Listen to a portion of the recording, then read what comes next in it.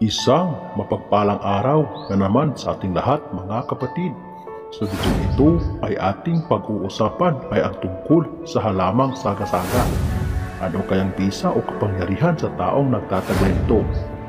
Yan ang ating pag-uusapan sa video ito. Pero bago ang lahat ng yan, kung bago ka pa lang sa channel na ito at gusto nyo ang mga ganitong usapin, ay inaanyayahan ko kayong pindutin ang subscribe button at ang bell icon nang sa ganon ay lagi kayong ma-update sa tuwing may bago tayong upload.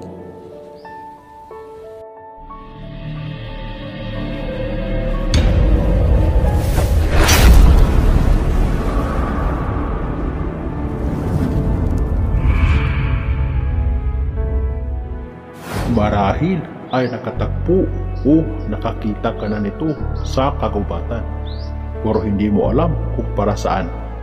Kadalasan ito ay ating pinaglalaruan lamang kapag ito ay ating nakita o natagpuan. Ito ay tinatawag na saga-saga o sa Kabisayaan ito ay tinatawag na agoyangyang. Ito ay kulay pula na may itim na tumbok na animoy mata. Kadalasan tumutubo ito kasabay ng ibang halaman dahil sa ito ay kumakapit sa iba dahil ang halamang ito ay gumagapang o baging. Kadalasan sa may alam sa spiritual, ginagamit ito bilang pangontra sa barang palipadhangin, buyag-buyag o maging sa mga kaaway. Ito ay inihahalo sa langis kasabay ng iba pang mga sangkap. Makikita mo ito sa buti de gira, maski sa mga kwintas na bao ay isa rin ito sa mga sangkap. Mainam rin ito gawing bracelet sa mga sanggol. Nang sa gayon ay may proteksyon ang iyong mga sanggol dahil sila ay lapitin ng mga elemento.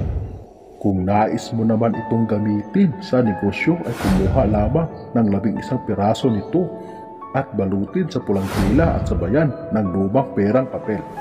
Saka mo ilagay sa iyong kaha ng pera o cash box. Pag ginawa mo ito, tiyak tuloy-tuloy ang swerte sa iyong negosyo.